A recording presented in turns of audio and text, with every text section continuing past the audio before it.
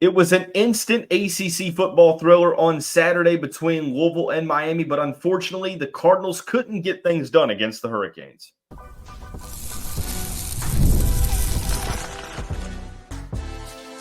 You are Locked On Louisville, your daily podcast on the Louisville Cardinals. Part of the Locked On Podcast Network, your team every day. Card Nation, what's going on, everyone? Welcome into this special Sunday edition of the Locked On Louisville podcast. I'm your host, Dalton Pence. I want to take this time to personally thank you all for making us your first listen of the day. Just a reminder, Locked On Louisville, free and available on all streaming services 5 days a week, your team every day. Now, guys, today's episode of the show is brought to you by Game Time. Download the Game Time app, create an account, and use the code LOCKEDONCollege for $20 off your first purchase. Terms apply. Like I mentioned, instant classic. ACC football thriller on Saturday.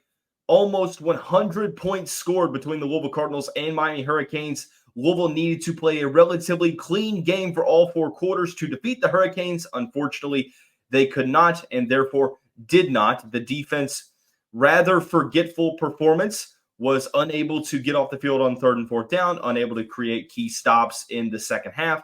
Offensively, not a bad day at the office. Tyler Shough and company were pretty solid. Great day for the quarterback. Great day for the offensive play calling, but some key mistakes proved costly on offense against the Hurricanes. And like I mentioned, Louisville needed desperately to play a complete game of relatively clean football, because you can say whatever you want about Miami losing to Virginia Tech, Miami losing to Cal. I think that truthfully, Miami is a better team than the way that they played in both of those games.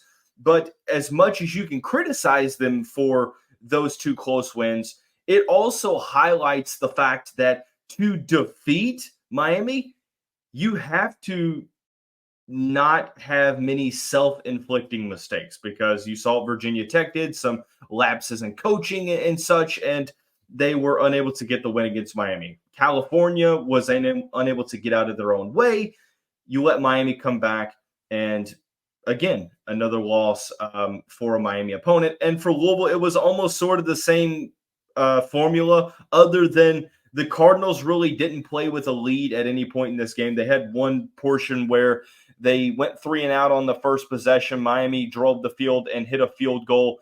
And then Louisville had the big drive that had basically 3 plays. Isaac Brown had 51 rushing yards to get a touchdown to take a 7-3 lead. That was the last lead that Louisville would have for the entirety of the game. Now, there were times where they were able to equalize. I mean, this game went back and forth. I mean, outside of the second quarter, outside of the first half, I should say, when Louisville was able to create those chaos plays and tie the game up at 31, they went back and forth.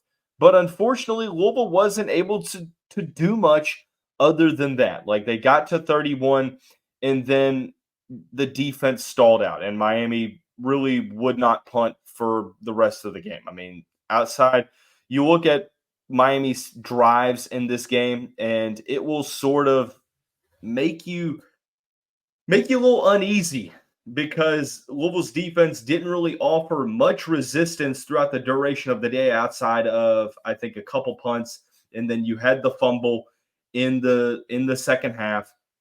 Other than that, credit to Mario Cristobal's offense, because they were great. And we know who Miami's offense is. It's led by the best passing quarterback in the country. I mean, Cam Ward is phenomenal. He's having a Heisman-hopeful season, and he's, at this point, barring absolute disaster, it looks like he's a shoo-in to get to New York for that Heisman Trophy ceremony at this moment.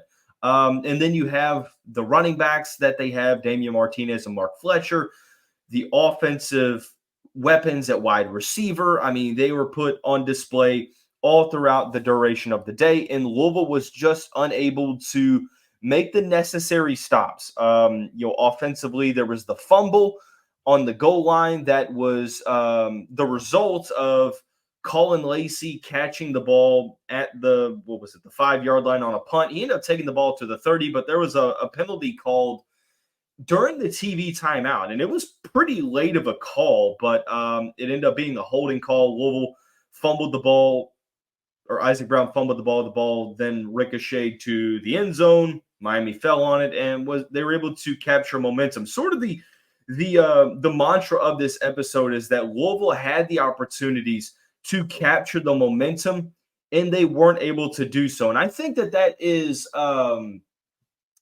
sort of an unwelcomed trend for this team. I mean, Notre Dame, you had the opportunities in this game, down a score, to get the momentum back or by scoring a touchdown, and you weren't able to do so. SMU is the same way. You tied the game up, had the ball in your possession, but there were multiple points where you weren't able to capitalize. And that same issue, which I think it's one blanket issue that is really supported by different issues underneath the surface. Like you have the main mantra, the main issue that is unable to seize momentum. And under that, it's penalties, it's sacks, it's untimely turnovers, it's giving up big plays to opposing offenses, so on and so forth, right? Louisville did have a missed field goal in this game. Now, maybe that doesn't make too much of a difference in the grand scheme, but you never know if Louisville was ever able to capture the lead. Again, a lot of shoulda, coulda, woulda, and the only thing that truly matters is the end score. Like, yes, it's fun to be in this type of a game. Like, I was in attendance. The crowd was great. I think it was the second largest crowd in stadium history, a little over 59,000 announced. But overall, like, this was a fun game. It went back and forth. Now, it wasn't fun in the aspect of there was essentially no defense. This was a Big 12 game. This was like a vintage Big 12. Okay, the team that scores on their possessions is going to win this game, because defenses, it felt like defense was optional to a point. Now, granted, we'll talk about this a little bit more here in a second. You can't put all the blame on Louisville's defense, because you have to give a good amount of credit to Miami, because this is what they do. They've scored over 50 points multiple times this season. Yes, you can say whatever you want about how good you think they might be, but I mean, this is a team that likes to put up a ton of points. They have not scored under 38 points in any game so far this season. So yes, we will have our criticisms, and rightfully so, for the Louisville defense. But again, you do have to tip your hat to the offense that you went up against, because it could be one of the best in college football at the end of the season, when you have a full body of work. So I think that it started early on. And one thing that I felt like Louisville needed to do right away was start out strong, because that's something that they haven't been doing. And that's something that Miami had been struggling with, right? Like, Miami had gotten themselves into a deficit in those two games against Virginia Tech and Cal. And there were Miami fans that I was interacting with on social media that were basically saying that, look, we think that Miami's going to get into a deficit in the first half, and that they're going to come back and win this game. So imagine my frustration when Louisville does the same thing that they've been doing, and that is looking unprepared in the first quarter. Louisville gave up 17 points in the first quarter. It was extremely frustrating, especially since you had a 3-and-out to start the drive. Now, yes, you were able to kind of bounce back in this game, but even when you got close, you got to 17-14, you got it to where you had a punt. Miami punted the ball. They punted the ball twice in this game, and both of them came in the first half. You were able to force a punt. That's when Isaac Brown fumbled the ball in the end zone. You gave Miami all that momentum back. Now, Miami did have a punt. They were able to, I think it was 24-14. They were able to get the ball back. They went down the field, and then they missed a long field goal. Again, more momentum left on the board. You forced a Miami 3-and-out. It was a great defensive drive. The end of the half, you went down, you kicked a field goal to get close, to get within 7. It was 24-17. And at that point, the second half literally is, you can write it on a piece of paper. The second half can be described by Louisville, unable to fully seize momentum. They got close. They tied the game at 31. It was an electric atmosphere. Then you let Miami go right back down the field and score. I know that there will be some complaints in the comments about officiating. We'll discuss that when we come back, when we talk about what happened with the Louisville defense. It was simple. They were unable to get off the field on 3rd and 4th down, and they were unable to get those key stops in the second half. Like I said, we'll discuss when we come back.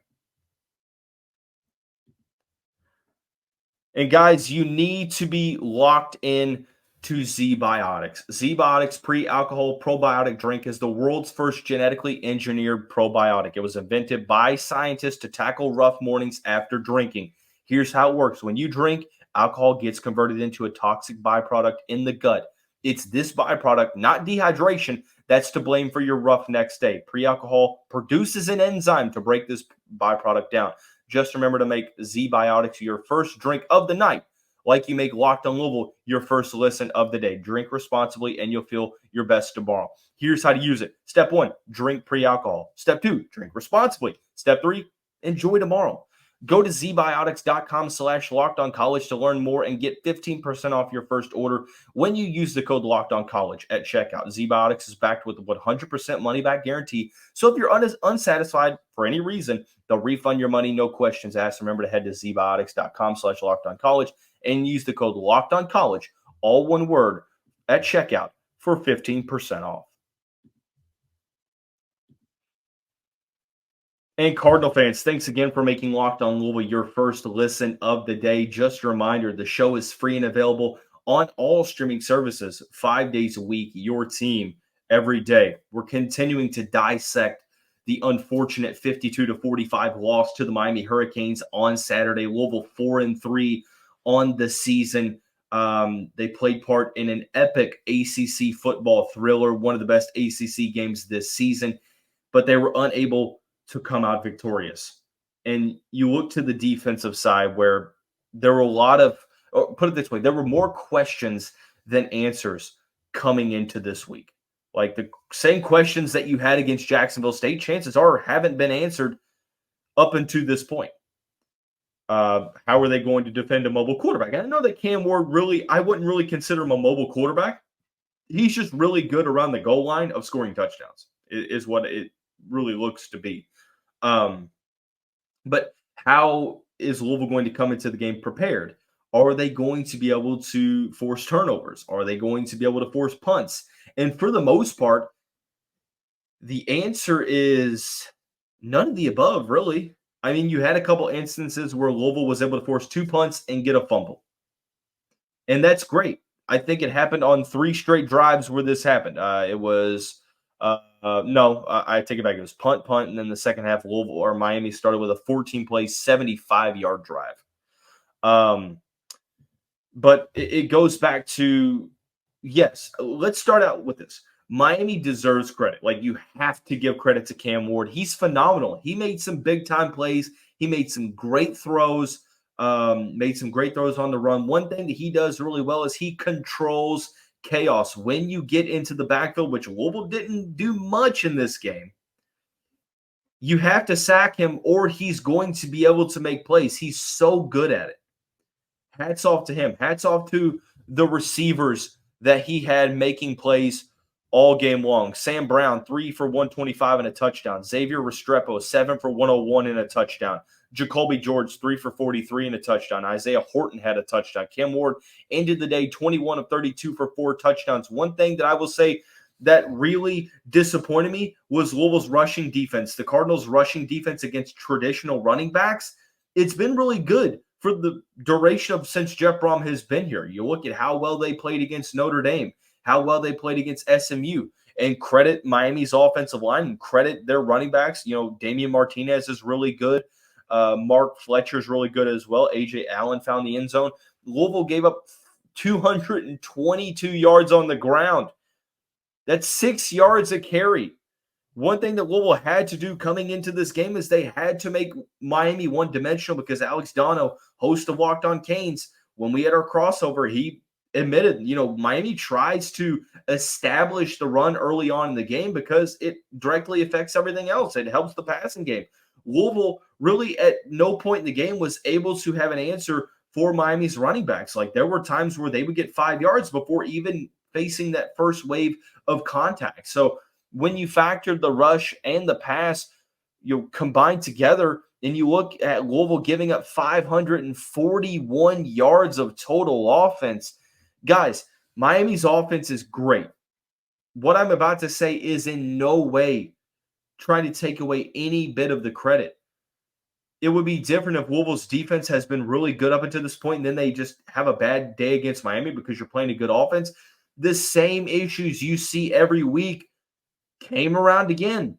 Louisville, once again, defensively unprepared in this game to start the game. They gave up 17 first quarter points.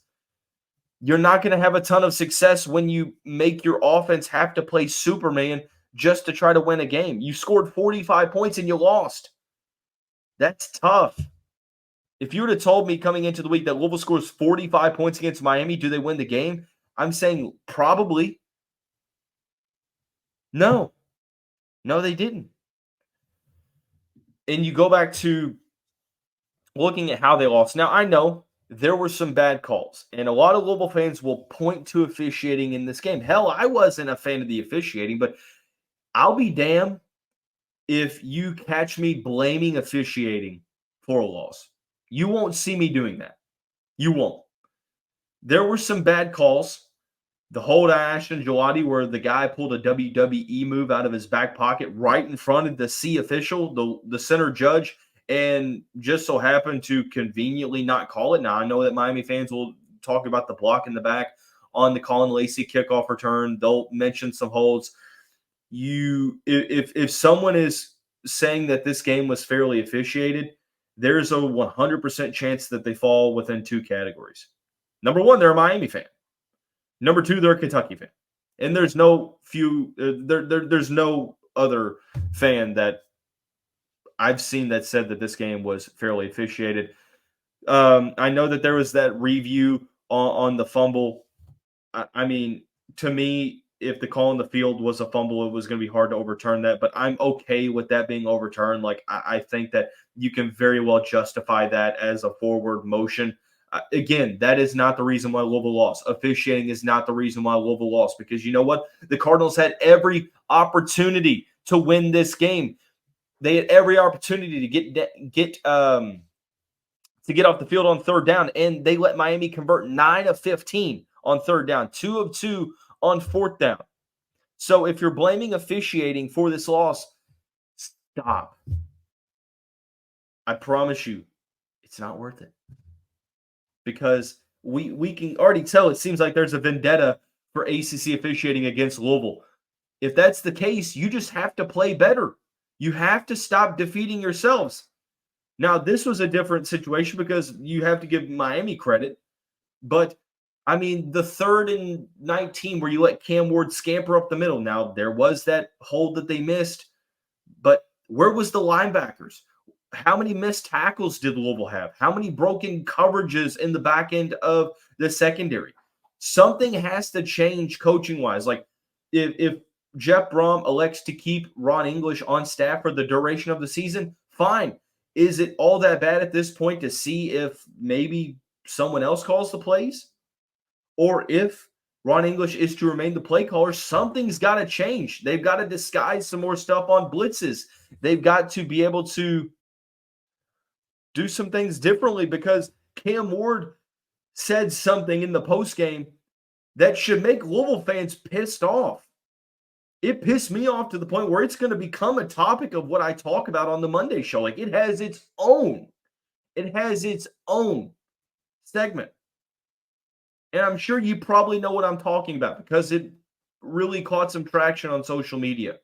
But there's talk of, trying to make things more simple, trying to not complicate things.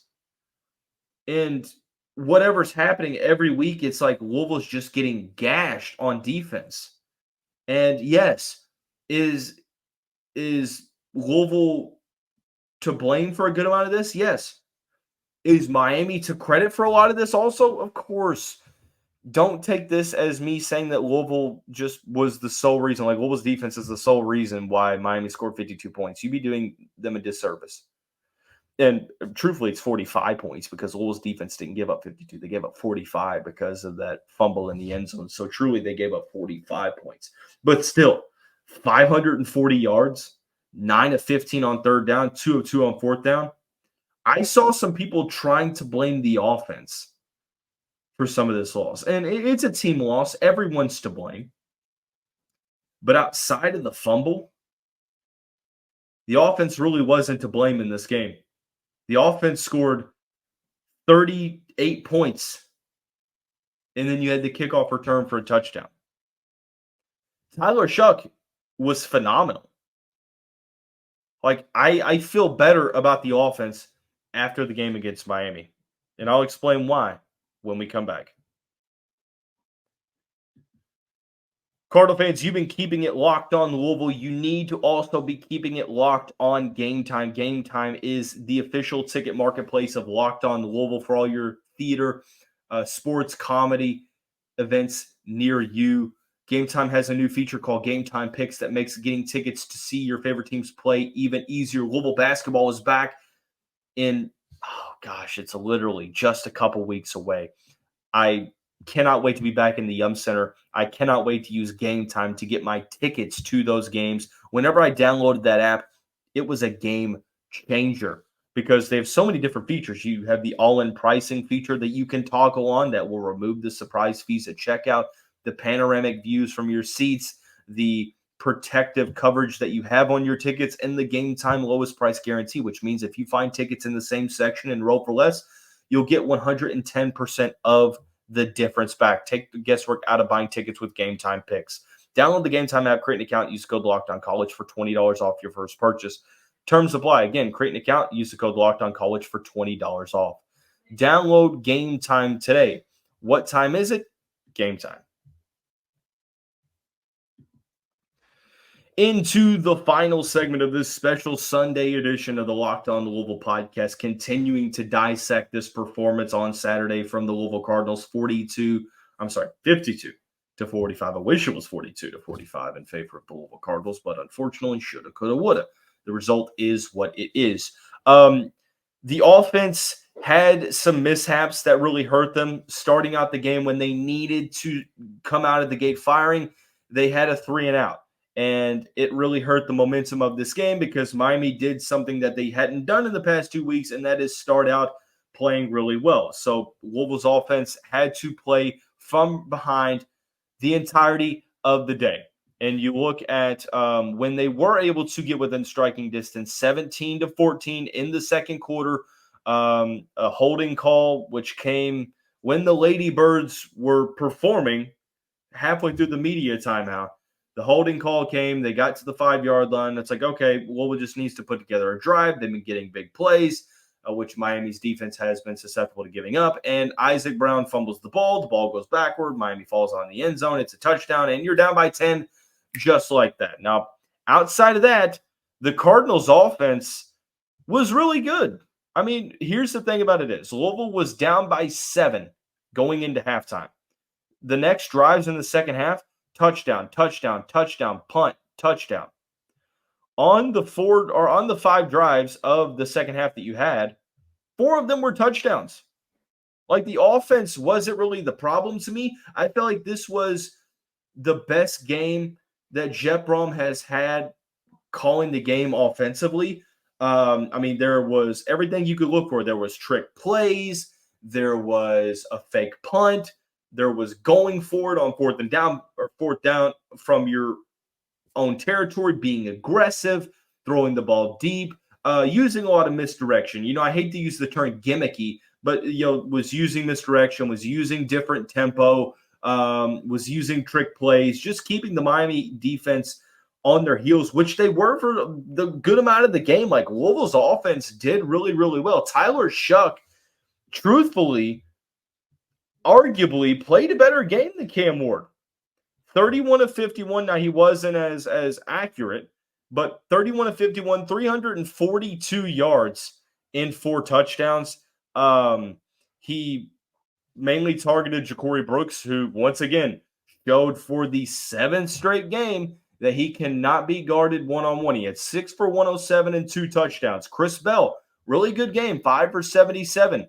Colin Lacey, 4 for 57. Isaac Brown had 6 for 23. He targeted many different receivers like he did. I think it was 9 different receivers that he went to. He spread the love around to many different pass catchers, and the offense put up 38 points. And it might have been more had the kickoff return for a touchdown not happened, but I'm glad that it did. And yes, Louisville took advantage of a short field in some situations, but for the most part, they had to drive the ball down the field, and they showed the promise that we had been hoping to see. Like, this offense has the personnel to be really, really good. And I thought that the offensive line held their own for the majority of the day. Miami had, 3 sacks. There were some issues where, they gave up some big plays.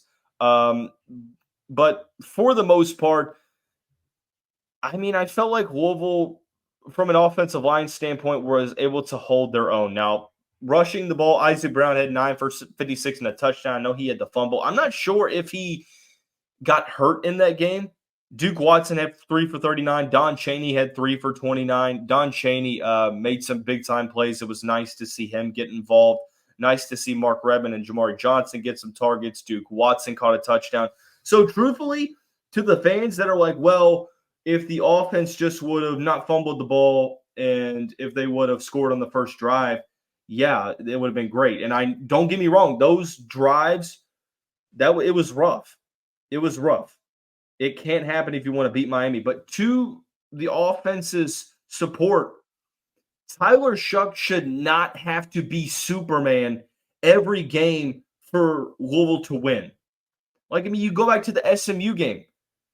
Tyler Shough shouldn't have to score. Louisville shouldn't have to resort on scoring every single drive. Let me tell you a quick story. I'm a Los Angeles Chargers fan, and unfortunately, I'm not really proud to say that. I have a lot of pride in my team, but I'm not proud to say that. There was a game last year where, against the Detroit Lions, the Chargers scored on every drive in the second half. They were down by 3. They were down by 7 going into half. They scored on every drive in the second half, and they lost. The point of the story is the same thing rings true. Justin Herbert shouldn't have to play Superman for the Chargers to win a game, at least not consistently. Tyler Shough should not have to throw for almost 350 yards and 3 touchdowns every single game just to win. Like that, therein lies the problem. But he was fantastic. He's been better than advertised. Continually making NFL throws consistently. We'll break down this performance a little bit more on tomorrow's episode of the show. We'll discuss what Cam Ward said that pissed me off, in relation to the Louisville defense.